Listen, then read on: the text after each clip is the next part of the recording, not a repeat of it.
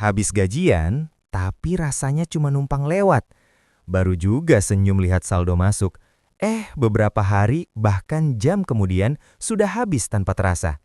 Pernah nggak sih kalian benar-benar berhenti sebentar dan mikir, kenapa gaji UMR terasa seperti bayangan? Datang sebentar, lalu hilang begitu saja.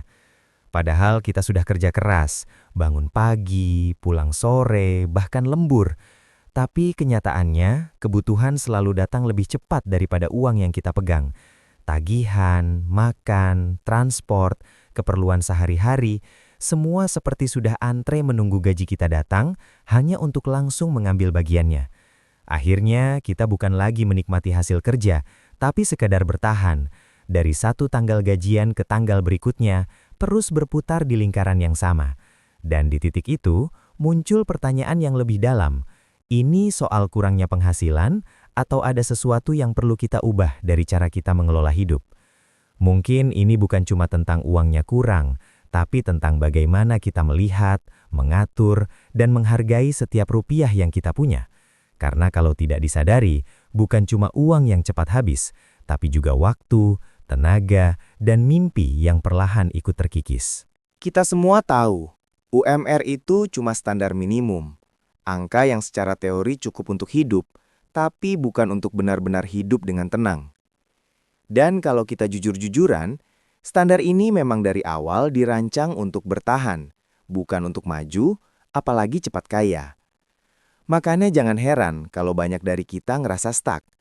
Kerja tiap hari, capek iya, tapi perubahan finansial terasa lambat, bahkan seperti jalan di tempat. Karena sistemnya memang nggak didesain untuk bikin kita langsung loncat jauh, melainkan tetap berada di garis aman paling bawah.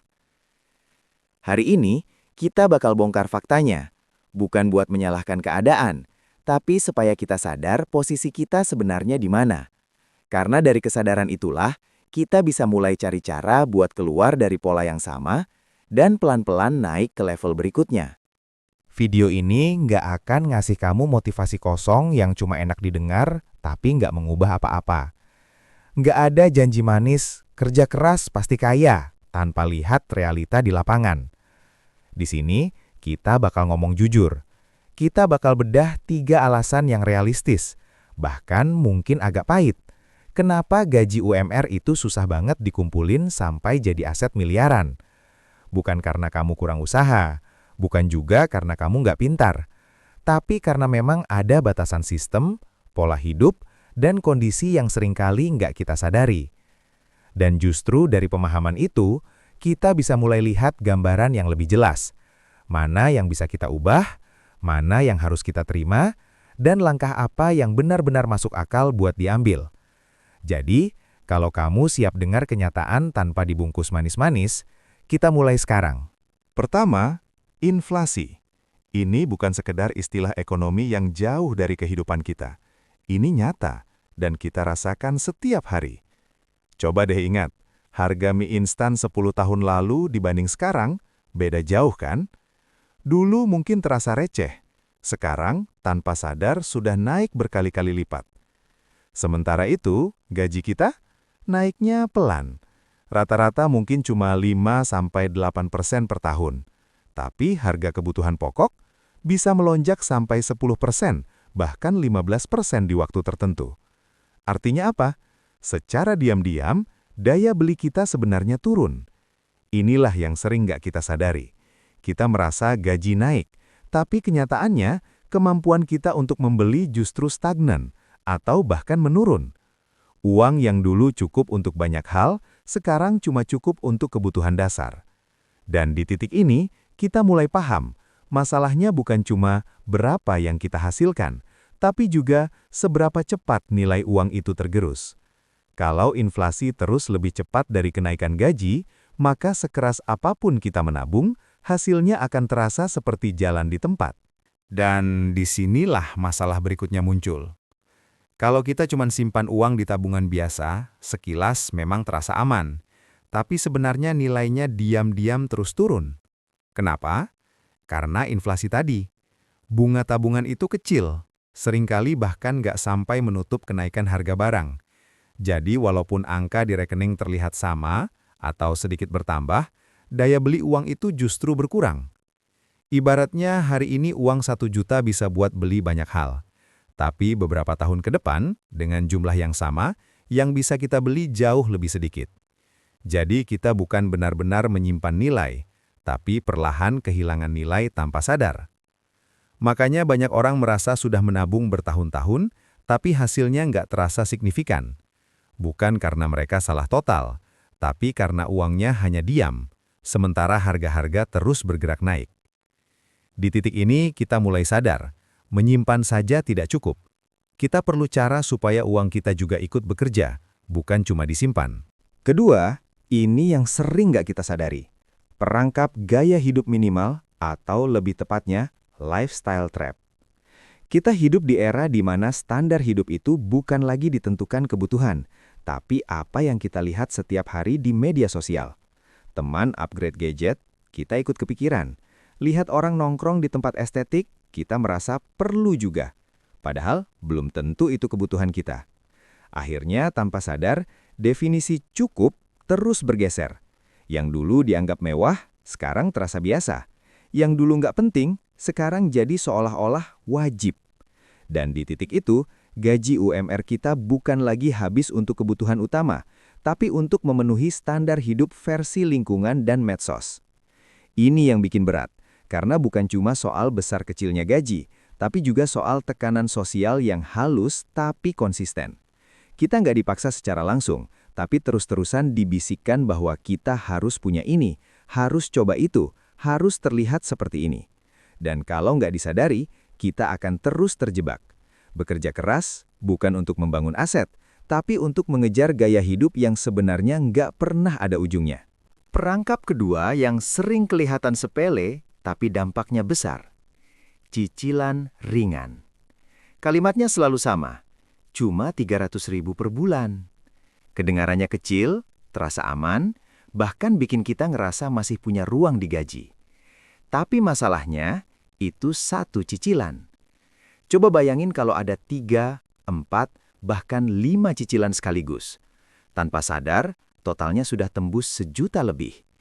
Artinya, hampir 30% dari gaji langsung habis di awal, bahkan sebelum kita pakai untuk kebutuhan utama. Dan yang bikin berbahaya, ini sering terjadi tanpa terasa, karena tiap keputusan diambil di waktu berbeda dengan alasan yang masuk akal masing-masing. Tapi saat digabungkan, efeknya jadi berat. Akhirnya, kita kerja bukan untuk diri kita hari ini, tapi untuk membayar keputusan-keputusan di masa lalu. Ruang gerak makin sempit, nabung susah, apalagi mikir investasi. Di titik ini kita mulai sadar, masalahnya bukan cuma di besar kecilnya penghasilan, tapi juga bagaimana komitmen finansial kecil yang kita anggap ringan, ternyata kalau dikumpulkan bisa jadi beban yang besar. Ketiga, ini yang paling sering terjadi tapi jarang disadari. Skala prioritas yang salah. Setiap awal bulan, begitu gaji masuk, apa yang pertama kita lakukan? Bayar tagihan, cicilan, belanja kebutuhan, mungkin juga hal-hal konsumtif. Intinya, kita langsung membayar orang lain dulu. Dan tanpa sadar, kita lupa satu hal penting. Bayar diri sendiri. Nabung dan investasi sering jadi sisa. Kalau masih ada uang, baru disisihkan. Tapi kenyataannya, seringkali nggak pernah ada sisa. Akhirnya, dari bulan ke bulan, kita kerja keras, tapi nggak pernah benar-benar membangun sesuatu untuk masa depan kita sendiri. Padahal konsepnya sederhana. Kalau kita selalu menaruh diri kita di urutan terakhir, hasilnya juga akan selalu jadi sisa. Bukan berarti kebutuhan lain nggak penting. Tapi kalau kita nggak mulai memprioritaskan diri sendiri, meskipun kecil, maka siklus ini akan terus berulang. Gaji datang, habis, datang lagi, habis lagi, tanpa ada pertumbuhan yang nyata. Dan di titik ini, kita mulai sadar, bukan cuma soal berapa yang kita hasilkan, tapi bagaimana kita menentukan siapa yang kita bayar lebih dulu. Jadi, apakah gaji UMR berarti kita nggak boleh mimpi jadi kaya? Jawabannya, bukan itu masalahnya. Yang jadi masalah adalah kalau kita cuma diam dan pasrah sama keadaan. Kalau kita tetap di pola yang sama, uang habis buat konsumsi, terjebak gaya hidup, cicilan numpuk, dan nggak pernah mulai bangun aset, ya wajar kalau hasilnya juga akan sama terus. Bukan karena kita nggak mampu, tapi karena arah kita nggak pernah berubah. Tapi begitu kita mulai sadar dan pelan-pelan ubah cara mainnya, di situ peluang mulai terbuka. Mungkin nggak instan, bahkan kemungkinan besar nggak cepat. Tapi bukan berarti nggak mungkin. Karena kunci sebenarnya bukan di angka UMR-nya, tapi di keputusan-keputusan kecil yang kita ambil setiap bulan. Jadi bukan soal boleh atau nggak mimpi kaya, tapi apakah kita mau tetap di tempat yang sama atau mulai jalan walaupun pelan ke arah yang berbeda. Jadi, solusinya bukan sekedar berhenti ngopi atau mengorbankan hal kecil yang sebenarnya bukan akar masalah. Yang perlu diubah itu pola pikirnya. Kita harus mulai melihat uang bukan cuma untuk dihabiskan, tapi juga untuk dibangun. Salah satu cara paling sederhana adalah pakai aturan 50, 30, 20. 50% untuk kebutuhan, 30% untuk keinginan, dan 20% untuk tabungan atau investasi. Tapi kalau angka itu terasa berat, nggak masalah. Mulai dari versi yang lebih kecil pun tetap lebih baik daripada nggak sama sekali. Yang penting bukan besarannya, tapi kebiasaannya. Dan yang paling krusial, pisahkan dulu di awal. Bukan nunggu sisa, tapi dipaksa disisihkan sebelum uang itu dipakai belanja. Karena kalau nunggu sisa, biasanya memang nggak akan pernah ada. Di titik ini, kita berhenti hidup dari sisa dan mulai membangun dari yang kita sisihkan. Pelan, konsisten, dan sadar arah.